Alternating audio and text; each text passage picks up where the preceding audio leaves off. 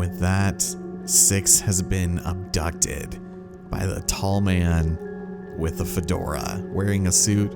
I don't really know what other characteristics I can define him by, but he has been a force that has been driving this story forward, and we've only just now realized it. Now comes the fun part. We can now approach televisions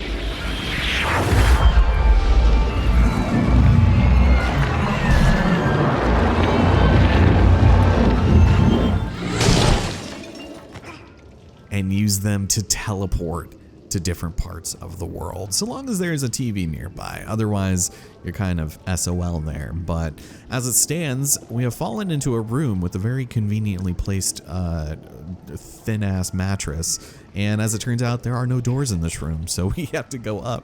I don't know what the purpose of this was, but I guess this person liked to sit on their bookshelf. Doesn't surprise me, not in the slightest, but oh, getting caught on the bottom of the armrest there. But with the door that cannot be pushed, and that one having been destroyed when we exited it, we'll go and take this one, and it brings us outside. Yes, I love that they're still kind of incorporating new mechanics and things that still make the gameplay relatively interesting now that 6 is gone. I do feel like we've exhausted all the co-op elements of this game, and we don't have an opportunity to ever work with her ever again. Sadly enough. Or do we? Who knows? But let's go and step on through this once again now that it's on the other side of the alley. And very nice. God, what is this? Luigi's Mansion 3? Teleportation via televisions? This is why you don't want to throw away your televisions, folks.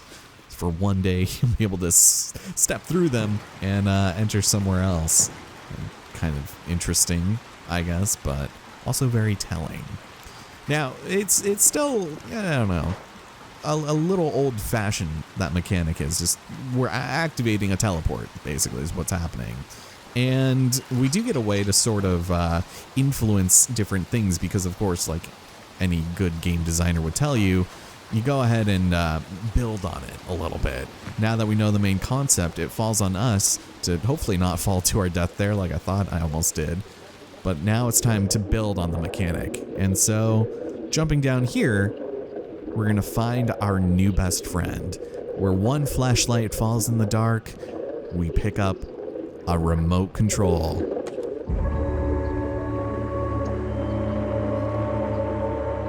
Now the question is, do the batteries work? Yes, they do. All right, let's sit back, watch some Survivor, maybe catch those Big Brother feeds, who knows. But now we can activate and turn things off. We have to be looking at the television in order to really power it on or off, but we take that, make our way across. Very nice. And now over here, we are in a bit of a mailroom, it turns out. And guess what? It is time for our first mask of the stage. And it comes in the form of a post cap. And this thing is magnificent. We can now be the world's greatest American superhero, the Mailman. And this is going to be a little important for another achievement we're going to get later, but it's pretty cool. So let's go and step on through over here. There's no way for us to get back up there, so we're also going to need to find another television. Hopefully we're still within 4G range, but that remains to be seen. So we come over here and you're like, okay, so obviously we have to get across at some point or another. This is how we teleport back. This is where I also got caught up on, is by this extremely in the back, tucked away ass cart of I guess postage stuff or maybe luggage, but we use this so that we can cross the gap and life will be good. It'll be nice if I just go ahead and that's fine, we'll be okay. But we take this television to get back up to that second level, and it took me a minute to find it because it's just so hidden away back there, really dark. And the fact that I didn't realize that you could grab onto this light. So I guess you can still see like the little grating there, but I don't know. I just feel like you shouldn't put your fingers anywhere near a light bulb because it might just emit heat you know, like that puzzle in Alice in Borderlands or Borderland, I think. I don't remember. I finished that the other day. It was actually a lot better than I thought it was going to be, especially considering, I guess, Squid Game kind of like blew it out of the water, but on its own, it was pretty good. I just, after episode 3, it kind of lost me for a minute, but it got me back. It's okay. Oof. All right. Who said travel via clothes hanger wasn't a viable way of getting around? But what we're going to do now is instead go outside and head next door. This is extremely important and what you definitely don't want to miss. We step inside here and we find our final set of glitched remains in the game. No more remains because nothing of us remains anywhere.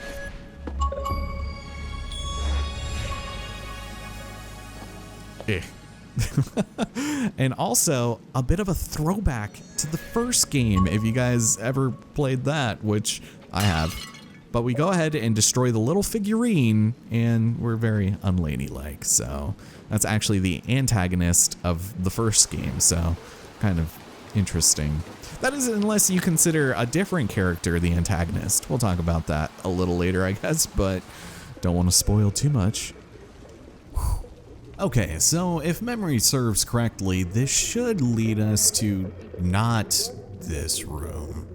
Okay, well, we have a woman, and she is clearly glued to the screen here, and whatever you do, do not mess with her telenovelas, otherwise she will bring upon you a Mexican wrath of the likes of which you have never known.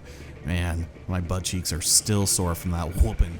But we're gonna step out here and we can go ahead and turn on this television so that obviously you turn off the other one and she can resume her dramas, her dailies on the other side there. And I'm gonna just get caught on the wall here, no big deal. But we go crouch in the shadows, make sure you're not known, and there you go. Nothing like watching a little bit of TV from the kitchen sink, you know? But now we can go through this unabated, and we're now outside. Why somebody was compelled to hang a television out here in this inclement weather remains to be seen, but then again, the city doesn't appear to have the brightest of folks. As a matter of fact, some might argue that they're quite pale. But we'll go and climb our way up. This is a little unsettling in the way that you can still kind of hear TVs off in the distance, and it's really non-discernible, but obviously a distraction from bigger things at hand. So we're gonna go ahead and turn this TV on from way over there, and as you would imagine, turning it off here, such a shame. Couldn't have happened to a better guy. So obviously we are gonna wanna go through screen number 86, and as it turns out, watch out, because we go through with such incredible force and strength that it almost thrusts us to our untimely demise. And with all of the televisions we've yet to walk through, it would be a damn shame if we died now. You know what I'm saying? But we'll go and continue onwards and see this bed protruding from the wall here. That's fantastic. Who put that there? And of course, another clothesline hanger. If I said it once, I'll probably end up saying it again. An incredibly viable source of transportation, especially when it comes to the rooftops. Now, for a bit of a disturbing scene. The signal tower is emitting, well, signals, static, what have you. And it's causing some of these people to just fall to their deaths, presumably. But we'll drop down here, and ooh, this looks comfy. Yeah, all right, well, we have a TV here, and I highly recommend not hopping into it just yet, because we need to go over here and, I guess, defy all laws of common sense and logic. Just throw it off. Luckily, the wire is strong enough to keep it held onto, but it does it just high enough for us to get to a different layer of the adjacent building. It's kind of weird, but there you go. It is a very good thing that we made it there. Otherwise, you would just fall to your death. I don't think you can sequence break that. Now, in here, this is interesting. I hear noise, and there's water on the floor, as well as a lever in the back. And, well, the only way forward is to get through this door. So you already know what we need to do. The body count of Mono is not high enough yet, so cheese it out of there. Get over here, and... Ugh. Done. How dare you? I am the king of the faceless. The media consumption can go and suck it.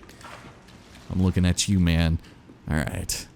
So, we step on through, and I hear static. Ah, here we go. So let's turn this television on. There is an open way for the elevator here, no door, and there's a vent. So I say we go and take this thing, and we're stuck. Thank you.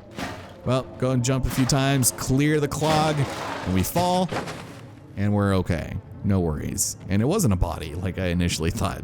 Somebody shoving it down the dumpster chute. So, not much to speak of here except for a briefcase that has a package in it. Well, you know, what we could do is we could finish delivering the package, maybe.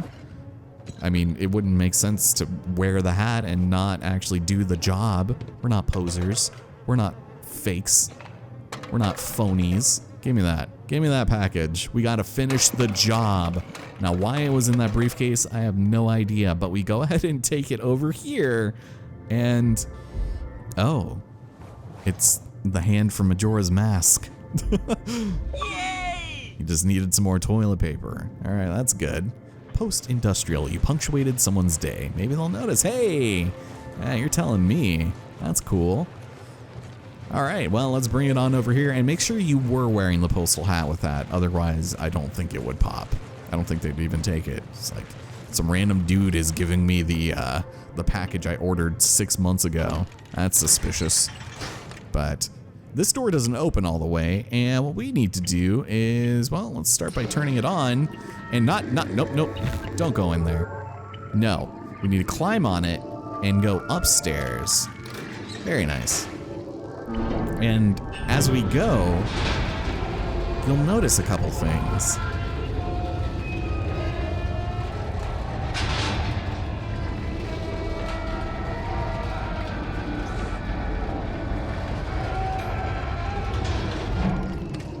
That's right, this door does not open when you get up here, and also this elevator is the loudest thing ever, so what we're going to do is jump on it and make the elevator go down, but we need to go, and now we can teleport in there.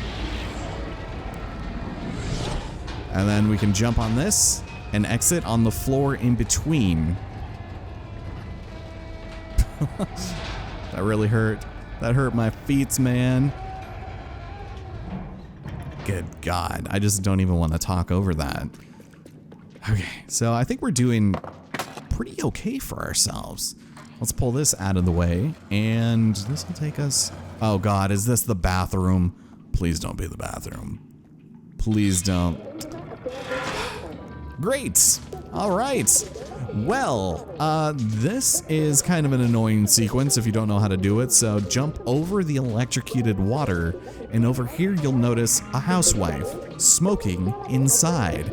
Go figure. She is transfixed to the television, and in order to proceed, we need that stool that she's next to in order to open this door. And as it stands, well, you need to be very careful with this one in particular. She does not like her selling the OC sunset to go to waste. So we'll go over here and jump to the toilet that apparently can grab onto. And we are set. Not only did she short circuit the television, but also her damn life. God. So you saw when she got near us, there was like this warping sensation from her head to ours. And if that basically gets caught on for too long, you die. But yeah, you don't really want to mess with the TV when she's in here, because she will gung-ho hunt you down. She will wreck your day. It is not a fun time. So, jump onto that. And as we slide into here, oh. Well, something's going on in the alley there. Huh. It must be the, the inauguration. I don't know. Something stupid, I guess. Oh, but now we're in this room. Okay, this is nice.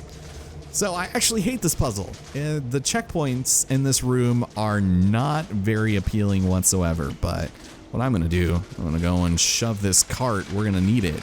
There's an entire second level to this shop area, and it is completely flooded. And we're gonna have to find a way across, and by that, we're gonna use a metal shopping cart. But first, what you wanna do is, in my opinion, the worstly hidden hat in the entire game and the last one to find, aside from the one you get for beating the game. And that is hidden over here. Can you believe it? How are you supposed to know that that's there with no flashlight? Well, with that, we can go ahead and pop on the flat cap. There we go. So this is the hat that you get at the end of the game. You can kind of tell what it is. So this is something that I actually wanted to mention a little sooner. This is the Mokugen Mask, and it's only available if you pre-ordered the game. I think on PlayStation you can buy it, but not on Xbox. Go figure. So dumb. I'll talk a little bit more about what it is later, but oof. Let's go and actually push you down this the right way. How about that? How about them apples? There you go. There you go. Well done. Now, it will slide itself perfectly in place to kind of a hilarious degree. So there, up. I don't know why. Oh, that's not a very good way to do this. Okay. Well, let's jump across. And then jump across again. And we're set. Nice.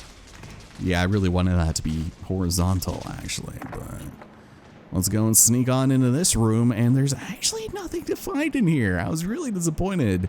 Thought there'd be like some kind of cute little secret or something, but no, we got toilet paper, and we've got medicine balls. It's basically assets we've already seen before, just recycled to hell and back. You even got one of these things. Go and toss it right there. You have another teddy bear. I was so annoyed in the hospital, I kept calling the clearly rabbit stuffed animal I was holding a teddy bear. Call them all teddy bears. But yeah, I usually make it a point to call them stuffed animals just so I don't have to make that distinction, you know? But no, I was wrong. We had the stuffed rabbit. That doesn't sound nearly as good, you know? Okay, well, we're gonna go ahead and turn off the electricity so we can traverse this area and not have any residual proton activity happening here. But we are now going to need to move this shopping cart over here because, as you saw, there was a TV, and we still need the lights and the power going in order for the television to work. So we move this all the way over here, and something that's really dumb about this part is the fact that you need to have the handle facing the right side. If you try to grab onto it, it will not let you hoist yourself up. So you have to do it like this. And I'm not a fan of that, so I think that's probably good. You can go and take a couple of test trials if you dare. So let me try that. Yeah, we'll make it. We'll be fine.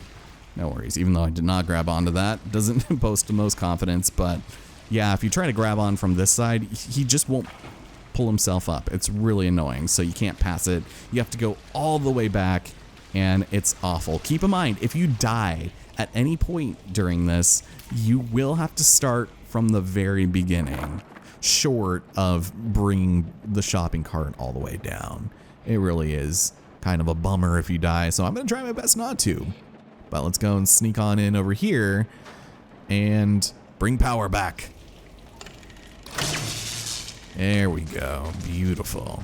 So television is now on, and now it lies on self-reliance and non-stupidity to do this. So grab onto that very carefully, nice. And we'll go and just drop on right here. Not jump, thank you. Sometimes you'll do that. Nice. And then we run across, and we're set. All right, now we don't know where this takes us. Ooh, that was so close. But let's step inside and find out.